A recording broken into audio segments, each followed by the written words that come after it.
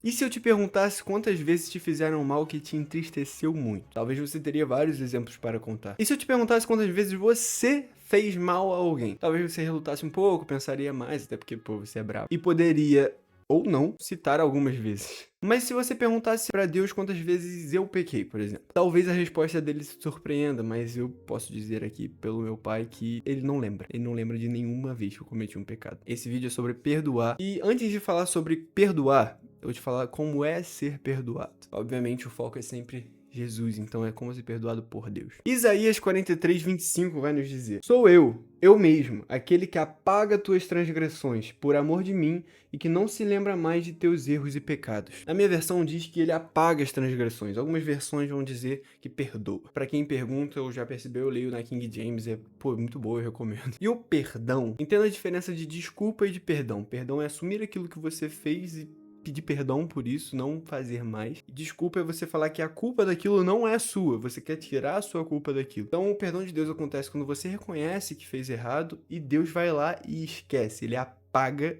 isso da memória dele. E sim, cara, o próprio Deus, ele perdoa, ele apaga os nossos pecados. E, pra falar a verdade, a Bíblia inteira vai girar em torno do sacrifício de Jesus, em torno de Jesus. Que o maior milagre que ele fez na Terra é termos acesso à salvação, perdoando nossos pecados. Não só o maior milagre que ele fez, mas o maior milagre de toda a história. Mas tem um versículo que eu achei legal, que é bem claro para trazer essa ideia, que é em 1 Pedro 3,18. Pois Cristo também foi sacrificado uma única vez por nossos pecados, o justo pelos injustos, com o propósito de conduzir-nos a Deus, morto de fato na carne, mas vivificado no Espírito. Receber Jesus nas nossas vidas, receber o seu amor, isso é ser perdoado. E antes de ir pro assunto principal, que é sobre perdoarmos, é muito importante que a gente tenha isso, a nosso lugar como filho, o nosso lugar como perdoado, para que a gente possa se perdoar também. Não pula essa parte, se perdoar é importante. Mas agora vamos para a questão principal do vídeo. Por que que eu tenho que perdoar? Quem perdoa é Deus, eu só vou anotando os vacilos. Isso é ridiculamente errado. Em João 5,19, Jesus nos diz: retomando a palavra, explanou Jesus: em verdade vos asseguro que o filho nada pode fazer de si mesmo,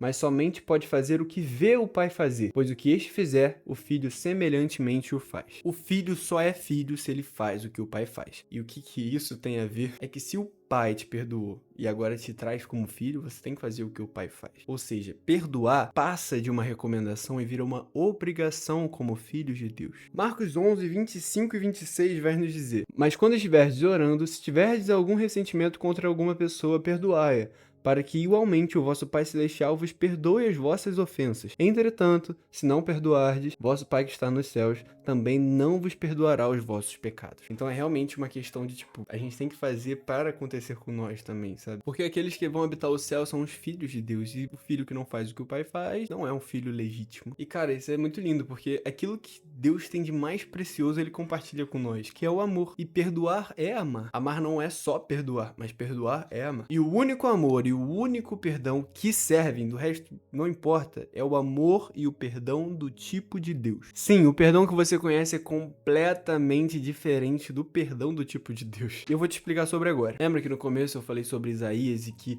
o perdão de Deus apaga os nossos pecados? Esse é o perdão de Deus, é o perdão que não deixa mágoas, ele realmente apaga, é como se não tivesse acontecido. O perdão que a gente conhece é tipo, tá tudo bem, deixa passar, mas, poxa, não vai apagar o fato de que tal pessoa fez isso comigo, né? Cara, assim, na história, não tem como negar que aconteceu, mas você pode apagar isso do seu coração, apagar isso da sua mente e viver como se não tivesse acontecido, porque você perdoou como Deus. Eu falei isso no vídeo passado, mas imagina se Deus, todo dia que você fosse falar com ele te lembrasse daquele pecado que você cometeu. Você não conseguiria ter uma relação com ele. E nós temos que fazer a mesma coisa, esquecer e não lembrar mais do que fizeram contra nós. E esse perdão do tipo de Deus vai estar descrito em Hebreus 8:12 e Hebreus 10:17. Eu vou ler só o 8:12, que fala: pois eu lhes perdoarei a malignidade e não me permitirei lembrar mais dos seus pecados. Não me permitirei. Cara, sabe, tá entendendo que é uma parada intencional? Cara, isso é muito forte, isso é muito lindo. E é assim que devemos perdoar. Não nos permitir mais recordar do mal que foi feito contra nós. Cara, pra você ter noção do quão importante é o perdão. Quando você não perdoa, a sua fé não serve de nada. Deixa eu te mostrar. Vamos voltar para o versículo que lemos em Marcos.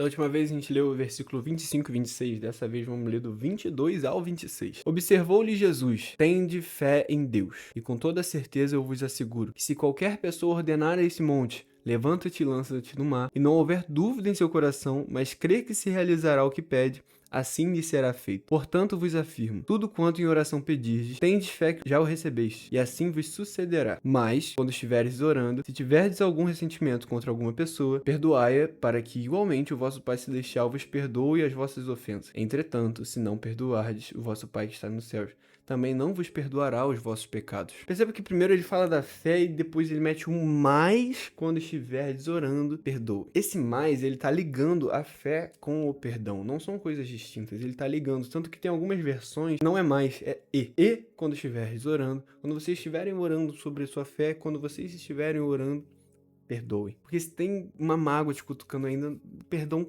de Deus não existe. Sem o perdão de Deus, o amor completo não existe também. E o subtítulo aqui na minha Bíblia dessa parte é o poder da oração de fé. Cara, a sua oração de fé só vai ter poder com o perdão, porque Deus é completo. Não são partes fragmentadas. É completo. E, cara, só funciona, só tem valor com o perdão, sabe? Por que não teria valor? Porque a Bíblia vai dizer que sem o amor nada valeria. E como já falei aqui várias vezes, perdoar do tipo de Deus é amar. Então, sem o perdão também não tem muito valor. E para te provar isso biblicamente, de novo, em Gálatas 5:6 vai dizer: porquanto em Cristo Jesus, nem a circuncisão, nem a incircuncisão tem qualquer valor, mas sim a fé que opera pelo amor. Perceba, a fé opera pelo amor. Sem o amor é impossível sua fé operar, é impossível sua fé ter obras plenas. Então, cara, basicamente, sem o amor pleno de Deus, que exige o perdão, a sua fé é inútil. E, cara, eu tenho certeza que você não quer ter uma fé inútil. Então, cara, vale sim mais a pena você abrir mão de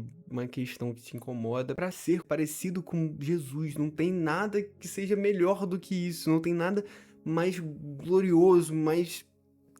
E, cara, isso aqui eu achei muito forte, porque eu li e eu fiquei, caraca, mano. Porque eu já fui uma pessoa que tive muita dificuldade de amar e perdoar. Hoje, Deus me tratou muito com isso, mas quando eu li isso aqui, eu entendi a gravidade, sabe? Em Lucas 6, do 46 ao 49, cara, basicamente vai dizer que se a gente não praticar o amor, se a gente não praticar o perdão, não praticar nada que Jesus tá falando, não tem nem o porquê chamar ele de Senhor. Isso é muito bizarro, cara. Tipo, caraca, ele é meu Senhor, meu Salvador, mas... se não praticar, não tem por que chamá-lo de Senhor. E ele fala isso. E por que me chamais Senhor, Senhor, e não praticais o que eu vos ensino? Eu vos revelarei com quem se compara aquela pessoa que vem a mim, ouve as minhas palavras e as pratica. É como se fosse um homem que, ao construir sua casa, cavou fundo e firmou os alicerces sobre a rocha. E sobrevindo grande enchente, o rio transbordou e muitas águas avançaram sobre aquela casa. Mas a casa não se abalou, por ter sido solidamente edificada. Entretanto, aquele que ouve as minhas palavras e não as pratica, é como um homem que construiu sua casa sobre a terra, sem alicerce. No momento em que muitas águas chocaram-se contra ela, a casa caiu, e sua destruição foi total. Por que me chamais Senhor, Senhor, e não praticais o que eu vos ensino? Cara, por que chamar Jesus de Senhor se ele não é realmente o seu Senhor, não é o seu maior exemplo? Você não pratica o que ele fala, você não pratica o que ele faz, o que ele fez e o que ele faz. Não tem razão de chamá-lo de Senhor. E é isso, cara. Pratiquem o amor. Pratiquem o perdão. Pratiquem a palavra. Pratiquem Jesus. Biblicamente não tem nada que nos impeça de sermos como Jesus. Só nós mesmos. Então vamos lá, vamos ser como Jesus. A criação espera a manifestação dos filhos de Deus, dos verdadeiros filhos. Deus é bom, eu amo vocês, tamo junto. Beijo.